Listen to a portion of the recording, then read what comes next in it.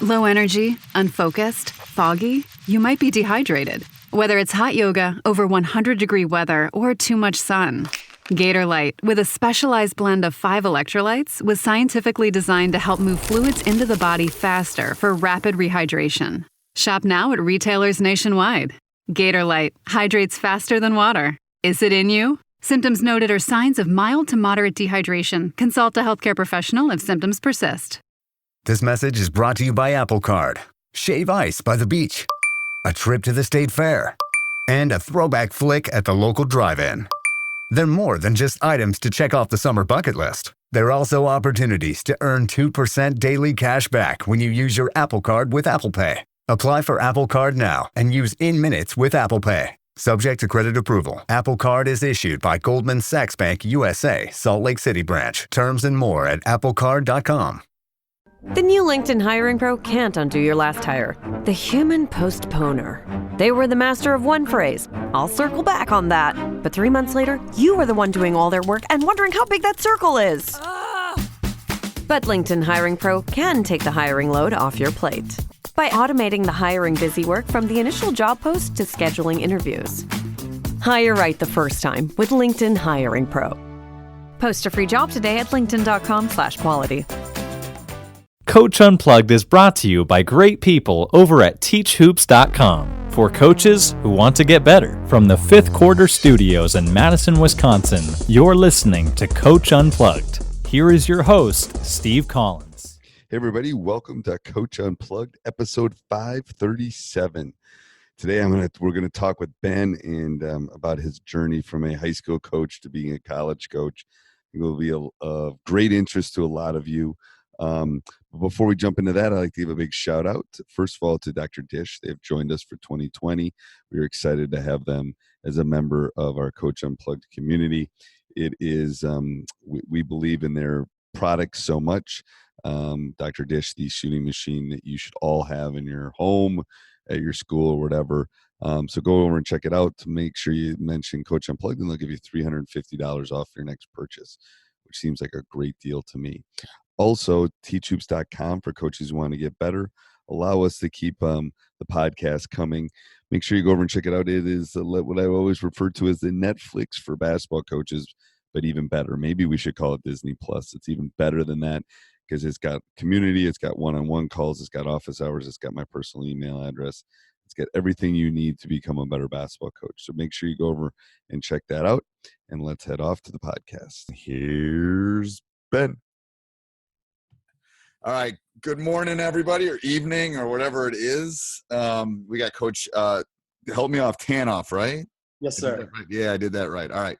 So people don't know that are listening more than maybe even watching. It's crazy. So I have people send resumes. I say resume. No one ever sends me a resume. This, swear to God, this thing is 1, 2, 3 page. It's awesome. Most people send 2 lines, and it's great because I don't like. So there's no way. It would literally take the hour if we went through your whole resume. But this is awesome. I can tell you're not like me, like an old man. I'm so far out of having to write resumes. So you graduated from Kenyon College. I want to say Mano Watsa graduated from there. Does that name sound familiar? Mano Watsa. He runs PGC. Oh, yeah. Absolutely. Does that name sound familiar? Yeah, That's the once only reason you put it in PGC context, absolutely. Yeah. So Mano is I think he graduated from there. If not that, somebody I know graduated from there. The big name in basketball would be Coach Smart down at Texas.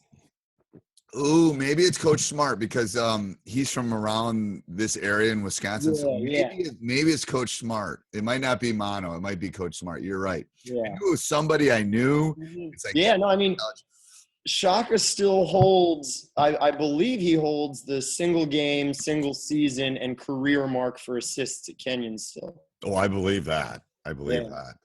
All right. So what we're going to do is the way I usually start these out is I'm gonna throw it into, I'm gonna hit the ball over the net. I'm gonna throw it into your court, Yeah. Give us a little background. So for the people that are listening, give us a little background of your basketball kind of journey is the way I describe it. You know, we all start here and end up here, and it's kind of how did it happen?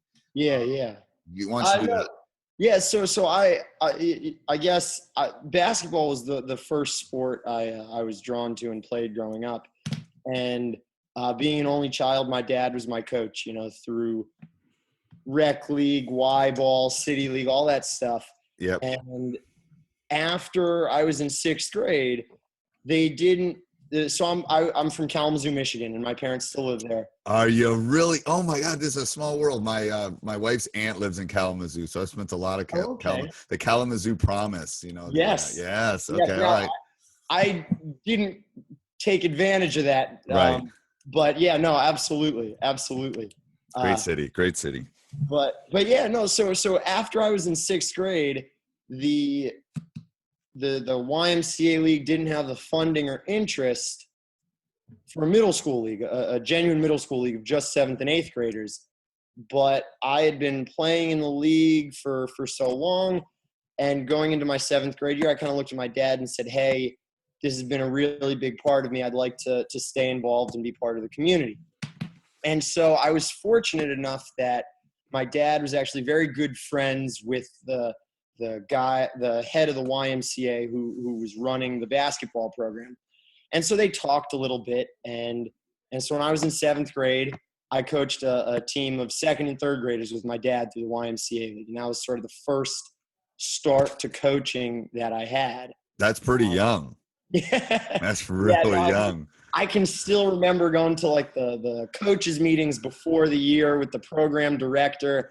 And, you know, all these dads are sort of, their heads just are on a swivel when they see me walk into the room. Right. I mean, I had to call these parents of the kids on my team, and I can still remember. I mean, I'm stunned that some of them brought their kids to practice that first night when they found out, you know, a 13-year-old was going to be coaching their son. Right. Oh, I thought I was young. I did it. I played college basketball, but then I also was student teaching, and I also helped out with an 8th grade team. And I thought, oh my God, I'm only 21. What am I doing? And you were third. That's crazy. I don't know if I've ever heard. Well, you should have gotten your. You should have got. I see on your resume that you became a member of the National Association of Basketball Coaches. Yeah. I signed up my son when he was 7. Nice. Because I want to get him good seats. Yeah, there you go. See, I'm thinking. So by the time he's 30, he's going to get good NCAA Final Four tickets. Yeah, I know. So. But yeah. No. That's how it started, and it went well that 7th grade year. And after that, my dad sort of sat me down and said, "All right, it's time for you to take the reins." And I coached then another 2nd and 3rd grade team when I was in 8th grade. And then throughout high school, I coached in the YMCA's middle school league, so 7th and 8th graders. Okay. And that's sort of when I started to think like, okay, this is really something that's important to me. You know, I grew up doing this with my dad. I can still remember seeing him put lineups and game notes together and thinking, you know, that's really what I want to do. And so it was either going into my freshman year at Kenyon or going into my sophomore year at Kenyon was the year after Shaka made the run into the Final Four with VCU. And everyone at Kenyon sort of had this light, like, oh my God, he's in the Final Four. Right. And so I was talking to my parents and expressed that this is something that I wanted to pursue. And so, like I said, it was either freshman or sophomore year. It must have been going into Kenyon. I just wrote letters to probably a dozen of your biggest name coaches, you know, your Shevskis, your Izzos, you know, even on the women's side, you know, your Muffet McGraw's, Gino Oriemas. And I said, hey, listen, this is something I want to pursue. this is my story. What's some advice you can give me? You know what? I'm going to pause you for a second because I did this pre-internet.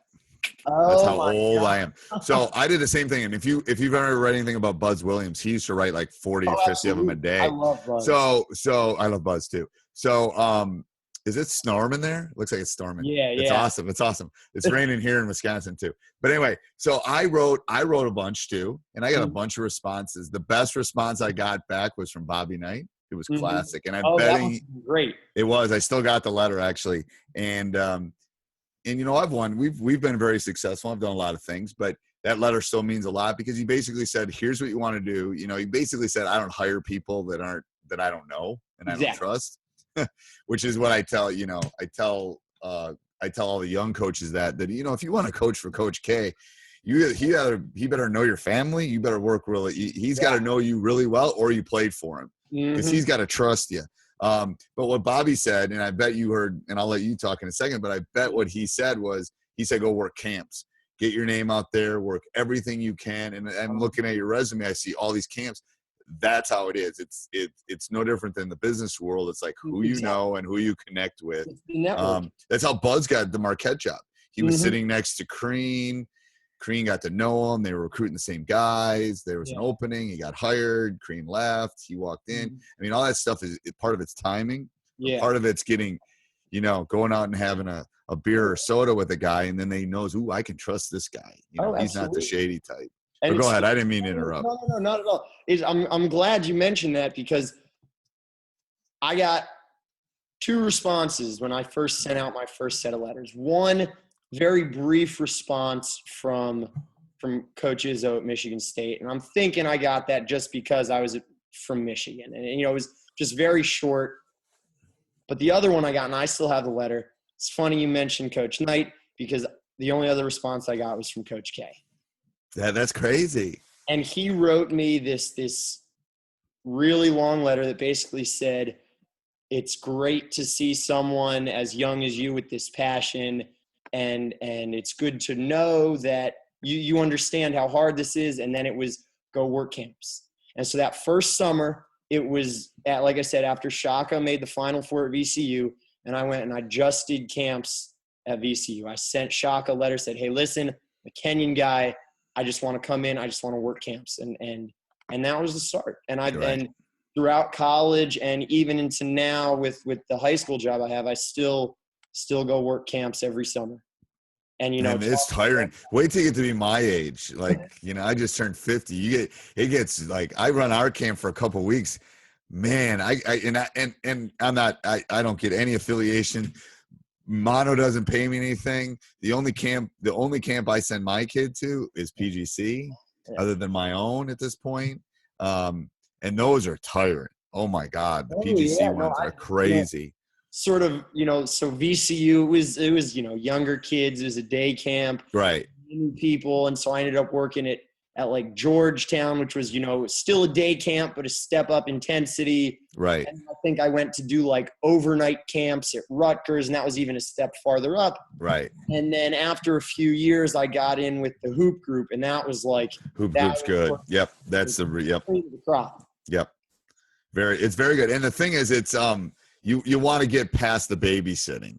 Yeah, because the lower level ones are babysitting. The ones you first described are babysitting. You want to get up to the points like PGC or hoop group or something that the kids are there. The girls and the guys are there to learn. And it's intense and it's like a college atmosphere. Mm-hmm. That's why it's so tiring. It's like you sleep, eat, and play basketball. It's like heaven on earth. Yeah. Exactly. Yeah. No, I mean, and that's sort of how I got here. You know, I've known that I've always wanted to coach in college. And when I graduated from Kenyon, you know, still worked camps all that summer. But nothing was really coming up with guys I knew. And this job opened up down here to be the high school math teacher and do basketball. And I'm finishing up my 3rd year. So tell me a little bit about your school. So before I forget, my program is, we've gone a lot. We've gone to the beach ball. We went to beach ball maybe 3 years ago. Yeah. Yep. And we're coming down to the Farm Bureau, which is in Spartansburg. Is that right? Going around with my guys during the winter break to get out of the cold winters in Wisconsin, and also to bring them together. No, but there's great basketball in South Carolina. Oh yeah, absolutely. Yeah. I mean, it was a month and a half ago. I was up with the guy I coach with, our AD, we were up watching Zion at in the state finals. So I mean, there's definitely some good. We don't want to play him, but we'll play. He's unbelievable. I mean, and I tell the boys, like, I mean, we lost in the state semifinals. We've got a kid going to Dartmouth. We had a really good team. I said those highlight tapes are great, and he's going to be a great college player. Those are highlight tapes. You know, give me some game film.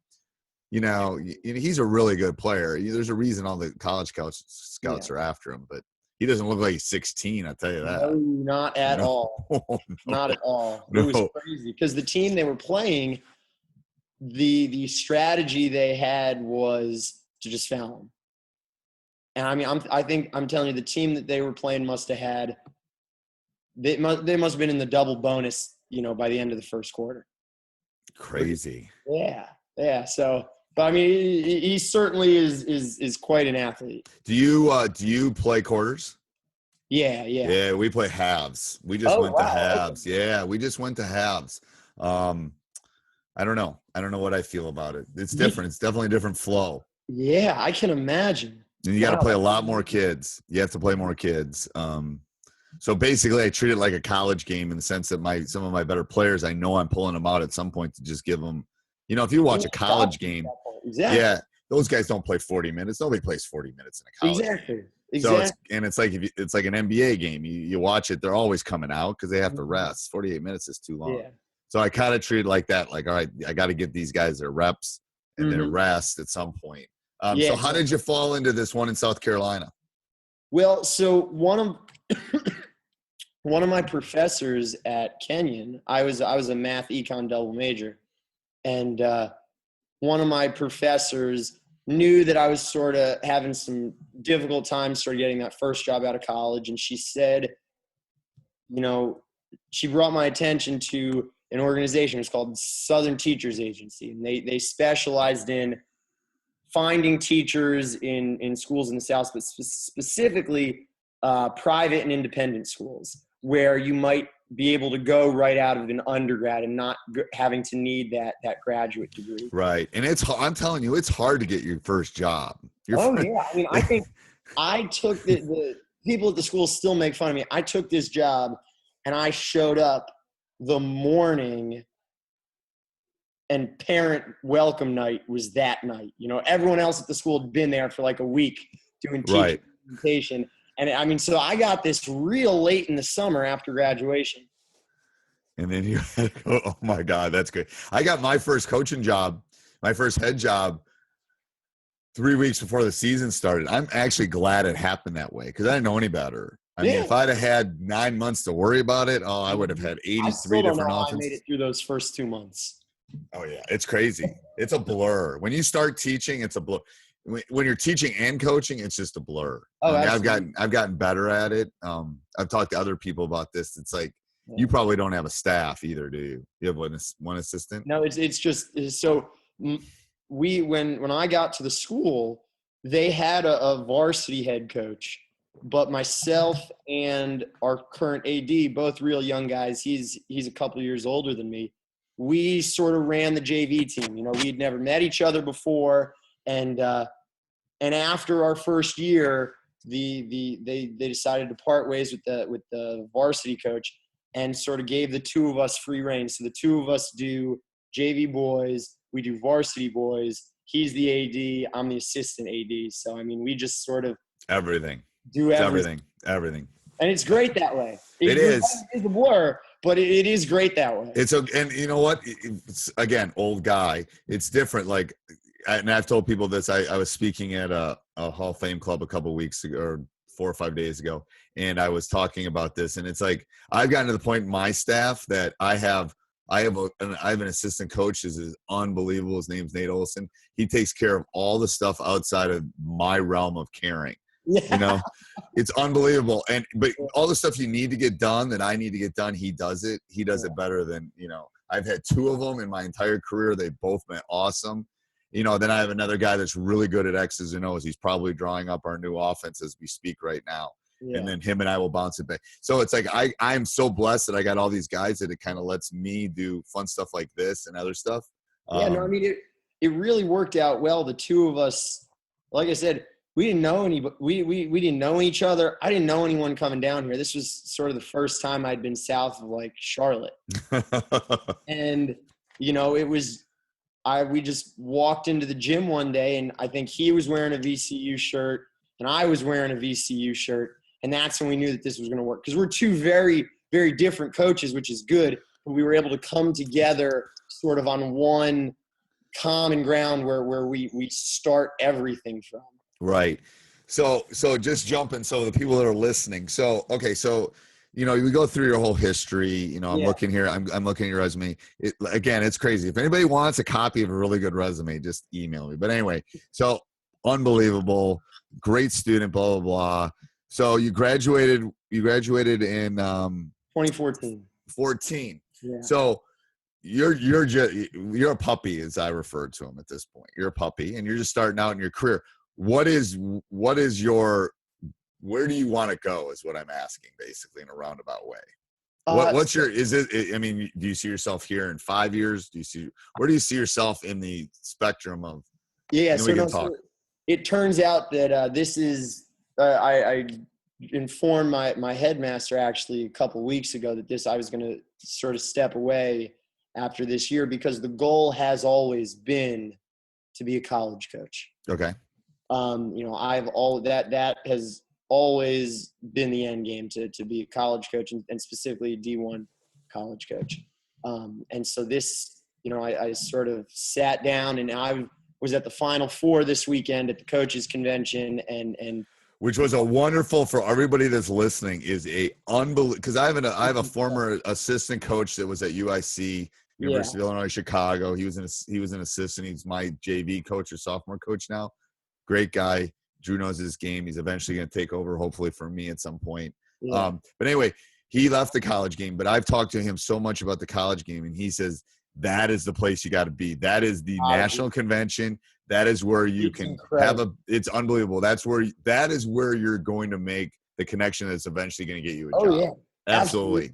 Yeah. No, I mean, 110% agree. And, you know, I think last summer, so before this year started, I had a couple job interviews with college teams, got some, didn't get some, ended up saying, no, I need to do one more year here to really sort of fulfill my time and do the job that I wanted to from the beginning.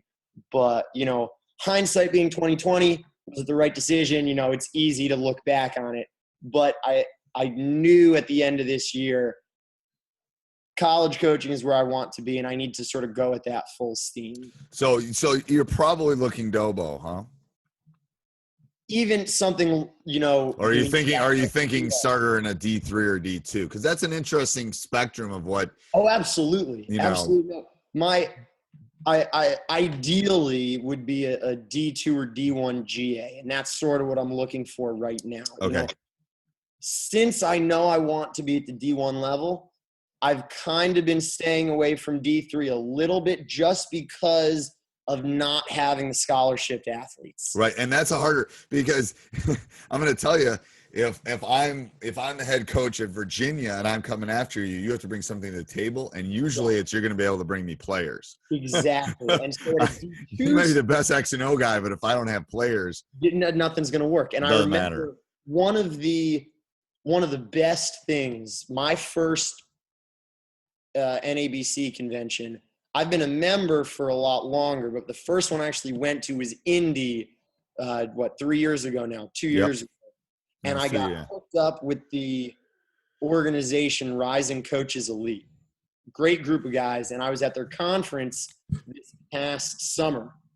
Okay. And they had, God, I'm not going to be able to remember. One of the assistants from Washington was there speaking, and he said, one of the best ways to get in is be a D2 GA.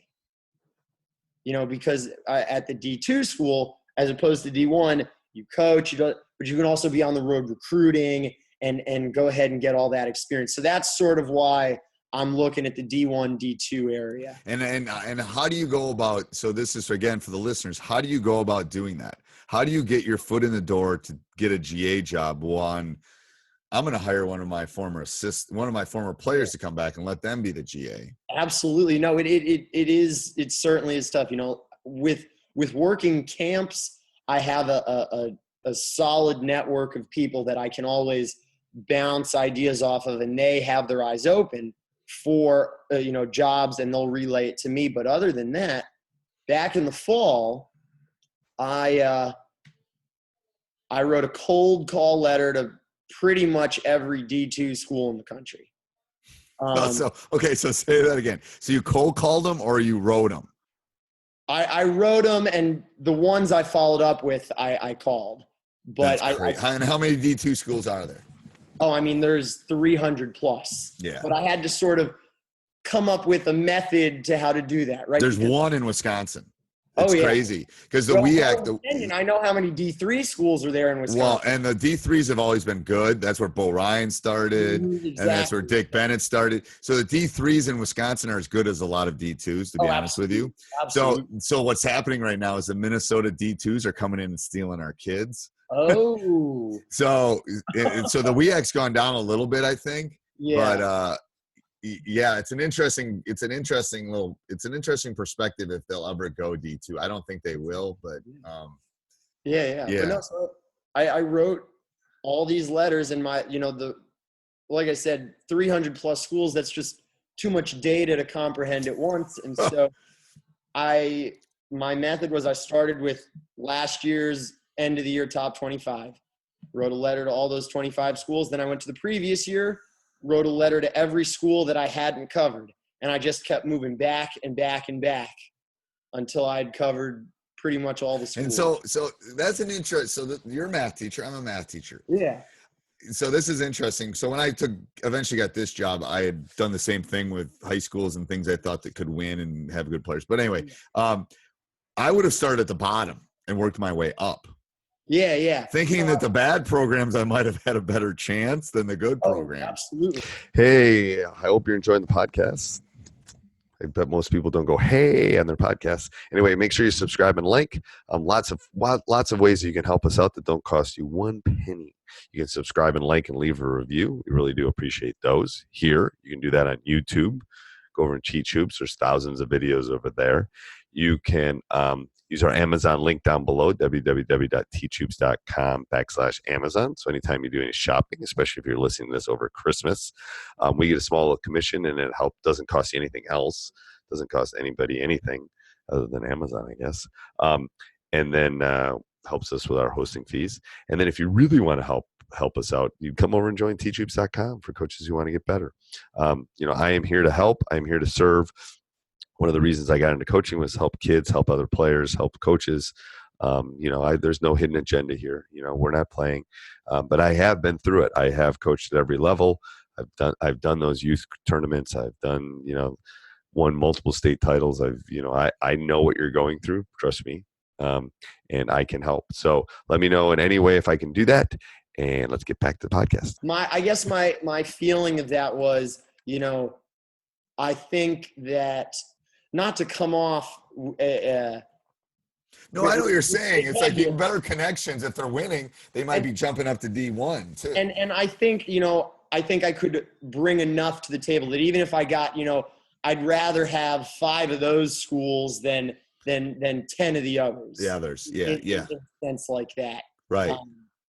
And slowly but surely, I've started to get some responses. So that's I guess those are the 2 methods I've been going about doing this. The people I've met through camps, I've sort of been letting them know that I'm not coming back to my job next year. And then these letters have been sort of my two ways of going about it. So you're blind right now. You don't have a job? No, just camps lined up for the summer. So that's crazy. So I have my own business, blah, blah, blah. I run teachhoops.com, which is basically this thing that whatever. But I've done enough reading on business books you have basically made the jump that everyone says that you have to make if you really want to be successful in business. And I'm guessing it applies to being a coach, that you're just going, I'm going to do this. Yeah. And I'm going to find a way. And if not, I'll just go get a job. Exactly. It's I guess a fortunate situation. My grandmother lives in Northeast Pennsylvania, and I go stay with her, and the hoop group camps that I work are about a 35-40 minute drive from there. Work a camp the week, to spend the weekend with her Right. and repeat. You know, that the way Right. my parents is, I know I'm going to have work through the end of August. And for right now, I'm okay with that. You know, this is what I want to do. Right. And if you don't do it now, you're not going to do it when you're my age. Exactly. You're just not. I mean, it would be the exact thing I'd tell my son. It's like, if you're going to do it, go do it. Mm-hmm. Because when you're 45, you're not going to be doing it. And it's a young man's game too. In my opinion, it's a young man's game. Mm-hmm. It really is. My thing is teaching math, doing the JV, the varsity, assistant AD. Even though I didn't play in college, I actually was a track and field cross country runner at Kenyon. Okay. You know, a lot of the coaches I talk about how, you know, oh, are you really sure you want to do this with the long hours and the no pay? And where I'm coming from is I've already got the long hours down pat. Right. I mean, especially during the season, right. You know, I'm at school at 7 and I don't leave some nights until 11 o'clock midnight. Right. So, I know the janitors by name. Trust exactly. me. They know me really well because I'm there all the time. It's like when I'm not there, it's like, what's wrong with Steve? Is he sick? I joke around with our AD, like I said, who I coach with. We talk about how we lock up the school at night. Right. Last ones to leave. And how many kids are in that school? So very small school. It's about 250, 300 Okay. K-12. It's only been around since the late 90s. All right. So very small. Yeah. You know everybody by name. Absolutely. You know, so my classes are anywhere from 8 to 16 kids. Oh, that's crazy. I see that before 9 a.m. Our school is like 2,000. Yeah. We're probably the smallest school in the small schools division here in South Carolina. Oh, that's crazy. All right. Is there anything else? I have some questions, but is there anything else you want to talk about? Anything specific? No. What's your feeling on AAU? I'll throw this. This is not on my list over here, but you know, I think. Be careful if you want a college job, but I know what my feeling is. It's boy, that's a tough one. You know, I think there is certainly some good in it. I do too. But I think it might be being run not in the most effective way. They've gotten better. I'll give the NCAA credit. They've gotten better in the sense that they've limited the amount of weekends. I remember when I started, and we started getting our first groups in like 04, 05. Kids were gone every weekend. Shoot, they were out of school on Friday, and the coaches were always watching. So they've limited the amount of open windows for college coaches, which I think has helped some. Yeah. As far as, you know, maybe taking some of that out. I think the high school coaches have been lost in the shuffle in this a lot. Yeah, you know, it's interesting. A lot. Some of the schools we play, you know, one of the schools we play, they were the state champs this year for South Carolina independent schools in our classification. You know, their assistant coach is like one of the best AAU coaches in South Carolina. Right. You know, so it's being an econ major as well. I think the issue is more along the lines of how it's being run, not necessarily in what AAU is trying to do or trying to accomplish. I think that it's not that they have bad intentions. I just don't know if it. No, I don't think there's any bad intentions. I think our system's broken a little bit. Yeah. And I'm going to be talking to Don Showalter, who's the head of the youth for USA basketball later in the month. And I'm going to be interested to ask him, because I think they're trying to at USA basketball move toward the European and less toward. A lot of talk I picked up on that down at the Final Four and convention. I really do. I really think, you know, I think that's the movement that we need less games and more skill development. Mm-hmm. And you know, the guys that I've had that have played over in Europe, you know, and I've had NBA players and I've had some that I think could have made it, but the big guys, it seems like the big guys' knees just go.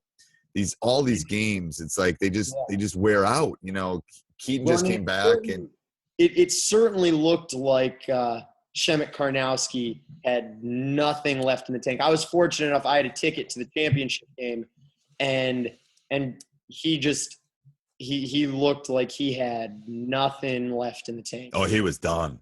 He was done. We could talk about that game forever, but Oh my God.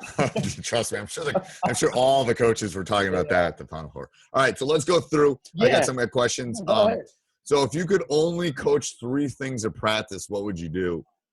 Only 3 things. Wow, that's really good. So I would probably have to say one, top of the list, defense and press. That's okay. When I was saying myself and our AD, when we sort of met on a common ground, it was that everything has got to start from high intensity ball pressure defense. You know, when I was growing up and I was in 7th and 8th grade coaching those 2nd and 3rd graders, I wouldn't let them touch a ball for the first week of practice. Right. All we would be doing was defense and footwork. So that would be number 1, I would say. And I think the game has changed. It's a lot of threes and a lot of going to the rim. That game's really changed a lot. Absolutely. But yeah. Number 2, I would say rebounding. You know, I saw a couple of guys on my team this year who probably shouldn't be getting a lot of rebounds, get those rebounds, and guys who I forget what I just said, but guys doing I say rebound, yeah. Yeah, and I love to see who wants to get after it. You know, Izzo's the king of that. Izzo's the king of that. I love watching his videos on rebounding. But, you know, I think practicing and teaching and coaching rebounding, it's so much fun because you really get to see who wants it more. I've got one guy. Yeah, we've got this one kid. My first year at the school, the AD sort of introduced him to me. And the two of us are talking, thinking, man, this scrawny little kid, he's never played basketball before. And he turned into this defensive and this year rebounding machine. It is. I'm telling you can't see it, but I'll point to the heart.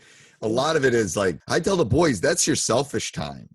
Go to the offensive glass, man. If you get the ball, I don't care if you shoot it. Because when we do film, we break down shots. Like I grade them. Like that's a 4 on a scale of 1 to 10. So they'll know that if they're running by me and I say that was a 3 during the game, they know I'm not happy. Yeah. So I scale it when we're watching film.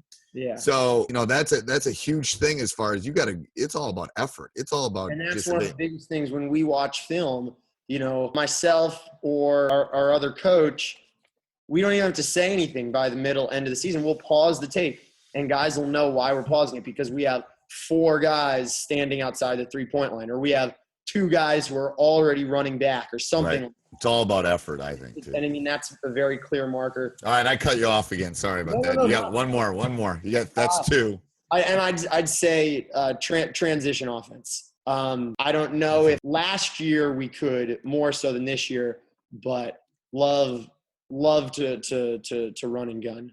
Okay. You know, I do too. I've had unbelievable teams. Last year we were able to do it much better than this year, but you know, it's the thing of, are we going to turn the ball over more? We're also going to get more shots. It's a cost benefit. Here's my theory. Here's the math teacher in me. This is all the money ball, basketball on a napkin kind of thing. Moneyball, Kenyon grad right there. Yeah. Oh, it is? No, what is it? He sent his daughter to Kenyon. Sorry. Okay. He sent his daughter to Kenyon. So I actually got to see Billy Bean speak one year. Oh, it's crazy. But my thought is, if you're better, you want more possessions. Exactly. If you're better, you want more possessions because you're going to win more often than not.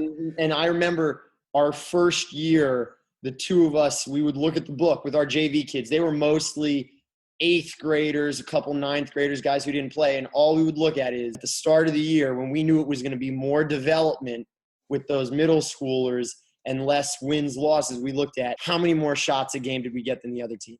Right. Because that told us if our defensive pressure was good enough, and that told us if we were running. Yeah, like this year, like I said, we made it to the state semifinal game, and we held teams to 38.1. We would literally take 45 to 50 seconds off the clock if we had to. But that's what we had to do to win. I mean, I told reporters, I said, I'd have scored 90 points a game. We've done it.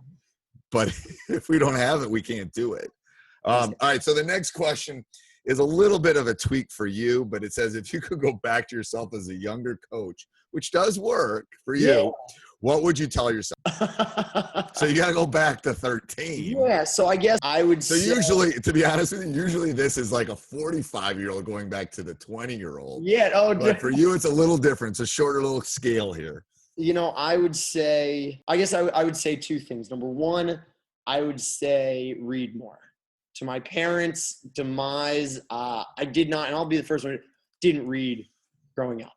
And in these last 3 years, I've really started to read more, especially basketball books. So I'd say that, number one. And number two, I would say maybe give your parents an extra hug every once in a while, because really I wouldn't be here if it wasn't for them, and especially for my dad, you know, on a win. He's carting you around, yeah. You know, he went to the guy who ran the YMCA basketball program. You know, he could have looked at me and said, "You're crazy. You know, we're not going to do this." But he Right. went in and now he started it. He opened a door for you. That's what I tell my students. Why are you taking Algebra 2? Why are we learning the law of signs? Because all we're trying to do is open a door for you. Whether you walk through it is up to you. You might not need this ever. I'm just opening a door for you is what I tell my students. But anyway, all right. So if you could talk, next one, if you could talk to one coach for an hour, who would it be and why? Are you thinking who can give me a job? Is that what you're thinking? I would like to say John Wooden, but I think that's a cop-out. So if I were to not pick Coach Wood, boy, oh boy, that's a tough one. I would probably have to say Brad Stevens. That's a great pick. That's a great pick. Brad Stevens, and for two reasons. Number one, on a personal level, the night that they lost to Duke and Gordon Hayward took that half-court shot, my mom sent him an email, unbeknownst to me. My mom sent him an email and said, "Hey, listen, this is what my son wants to do. Is there any advice?" And she got a response the next day. Yeah, it's crazy. Right there, that told me that forget basketball. He knows what he's doing. He's a human being. Person. He's a good human being. Yeah. He understands this profession. So that's reason number one. And reason number two, I read this article. I don't remember if it was the first time he brought the Bulldogs to the Final Four, if it was that second year. But it talked about one of the games they were playing, and they were asking him how he knew about a certain set that the other team was running. He talked about how he watched film, and he really didn't make anything of it. And the next day, some ESPN reporters came out and were talking about how that was like 2 plays worth of the team's entire season, and how, you know, his attention to detail and his commitment to his team, that he watched enough film to know what those 2 times were to be able to pick up on that in the tournament. And you never know when that's going to be. I won a state title because the team had the ball. We knew what they were going to run for full court pressure. We stole the ball and we won it and threw it up in the air. It was crazy. But it was like they ran it twice. And we had like 18 games and we knew what it was. I mean, you never know. For young coaches, you never know. You can't dot your I's and cross your T's enough when you're coaching. I mean, absolutely. You'll have too much information inside the brain, but it's better to have too much. Stuff will always come to the top when you need it. It will. That's a great pick. It for me, and I haven't told anybody this. For me, it's him or Dick DeVenzio. For those are the two guys. One of those two guys, because Dick's. If you've ever read those books, like Everything You Need to Know, all that kind of stuff, it's crazy. All right. So do you have any superstitions? Any coaching superstitions? Oh, God. Because I'm crazy superstitious. The two of us are pretty superstitious. So the first one, we won't wear a losing outfit the rest of the year. Oh, God. I won't wear a losing tie, but that's pretty good. Okay. So, you know, I had this bow tie that I just bought. And I remember looking at our team before the game. I said, "Guys, we got to win this, or else I got no more use for this bow tie." Right. But so that would be the first one. And then for home games, we always go and eat same place, same food, eat it in the same place at the school. Those are the two that sort of first. Oh, I have work khakis, and then I have game khakis. Okay. I've never heard that one before. And God forbid I wear work khakis to coach in. Right. It wouldn't work. Wouldn't be able to live with myself. Yeah. All right. If you could run one offense and one defense for an entire game, what would it be? Well, I would say 2-3 zone, just because that's what we did most this year. But offense, I would probably say dribble, drive, motion. Just Calipari's Memphis teams just looked like they were having so much fun running that offense. And I think it really takes very team, family commitment to that to be able to run that well. And I think then if you can, it means you have that family aspect, you have that commitment, and that just makes you a better team. I agree. I that for offense. Defense, we ran this 3-2 matchup zone this year a little bit, and that was a lot of fun to learn about and to coach, I'd say. Okay. All right, last one, and then I got some rapid fires. What do you think has changed the most in basketball since you've been around it? And would you do anything to counter that change? Wow, what things that I think have changed the most? Well, God, the first thing that comes to mind is actually with women's basketball, them moving to quarters away from the half. That's crazy. And you mentioning now that your high schoolers are moving. Well, and I think men are gonna move to quarters. But no, I guess things that have changed. Gosh, I'm trying to think of some things that have changed. I guess the one thing that I guess comes to mind is the emphasis that refs are putting on the hand checking now. I can't remember that being as big an emphasis when I was growing up, and especially playing. Yeah, I think the game's gotten more physical.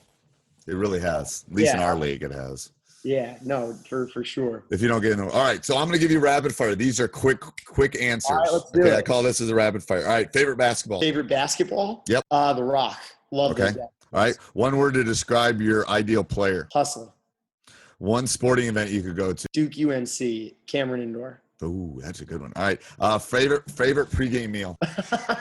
So the superstition that I was telling you about, my students make fun of me for it, but the two of us, we go to this sandwich shop in town and we get grilled cheeses.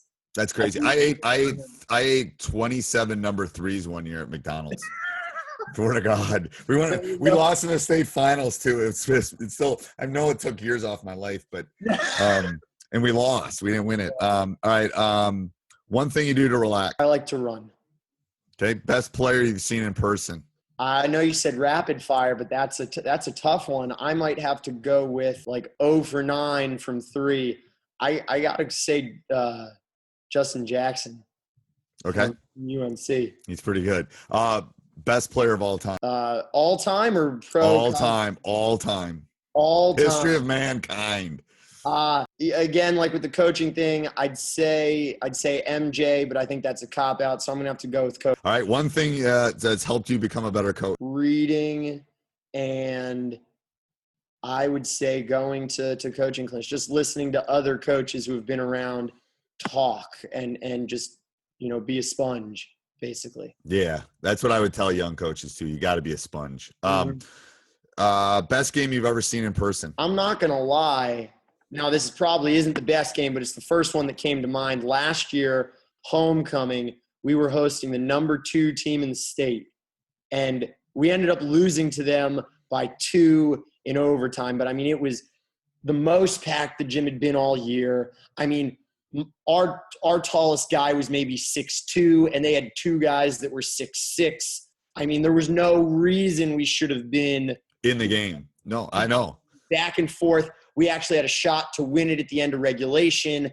It was that's the first thing that's coming to mind for sure. And you will remember those games. Trust me, I remember high school. Remember games over the last 20 years I've coached that I would put in there because you're involved. You're an active participant. It was one. I was certainly, if it wasn't the best game, it was the most fun I've had at a game. Did you feel it in your body? You probably. Oh, yeah. It was just. It was a great atmosphere. It was a great atmosphere for the kids to be a part of. I've told my kids that pre-state tournament, so the 2 games before you get to the Kohl Center where the Badgers play, which is 17,000. I tell the boys until they experience it, they don't understand it. I said those 2 games are more exciting than the games in the Kohl Center that hold 17,000 because it's a packed gym. It's loud. It's hot. It's like all the things you want in a high school game. It's crazy. Yeah. All right. One book you'd recommend?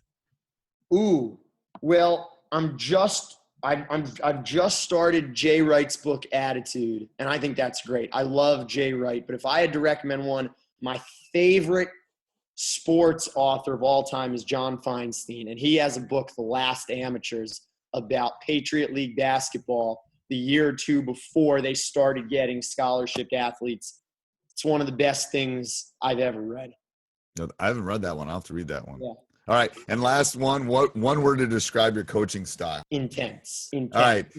So, do you have a web page? I always throw it out to the coaches at the end. Yeah. You have email, you have LinkedIn, you have any of that kind of stuff? So I Twitter and Instagram at Coach Tanoff. And then Spell that for people. So at Coach Tanoff, CoachTanoff. And I'll put it in the show notes, people. So don't, because most people are running or driving their cars when they listen to this stuff. Yeah.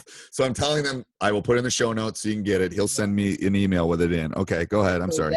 And then I also help run our school's athletic Instagram, which is at Fighting Marlins, FIGHTING Marlins, MARLINS, no spaces. Okay. Yeah. Awesome.